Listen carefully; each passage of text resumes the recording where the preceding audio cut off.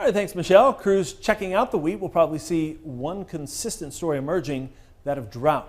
Now take a look at this graphic shared by Arlen Suderman of StoneX. He puts the HRW Wheat Condition Index score at a record low for this time of year, putting it at 260. Now that's the red line on the chart.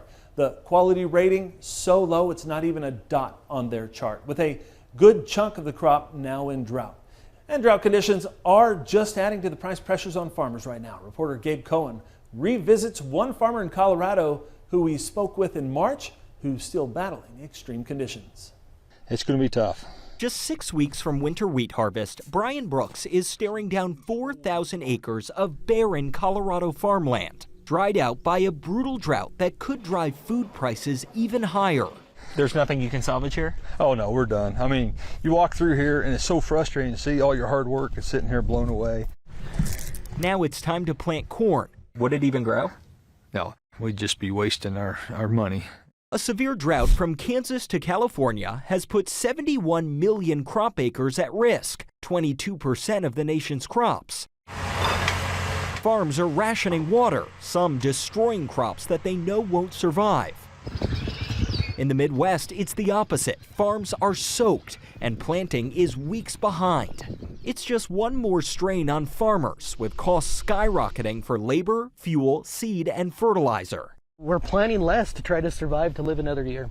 Mark Arnish, like many, is switching crops and planting half as many acres. Consumers, without a question, are going to feel the pinch at the grocery store. U.S. food prices keep climbing, up 9.4% from a year ago, and expected to rise at least 5 to 6% this year. The war in Ukraine is adding to it, sending global prices sky high and creating a hunger crisis, with Ukraine and Russia's grain industries largely cut off. We're reducing the red tape.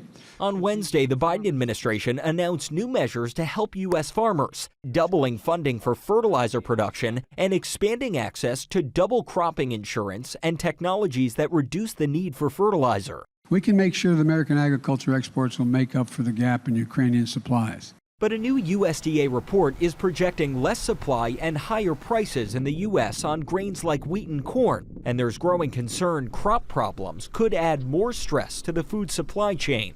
Those drought impacts are going to result in less food being on the market, which is going to further put pressure on food prices on top of some of the inflationary pressures we've already been seeing. At City Bakery in Denver, Michael Bortz has already seen his cost of flour nearly double. I lose a lot of sleep for it. He's hiked his prices 20% to cover it. If wheat prices keep rising, will you have to raise your prices? Yes. I mean, there's no way around that. A problem that could grow from this desolate dirt where nothing else will. So just pray for rain.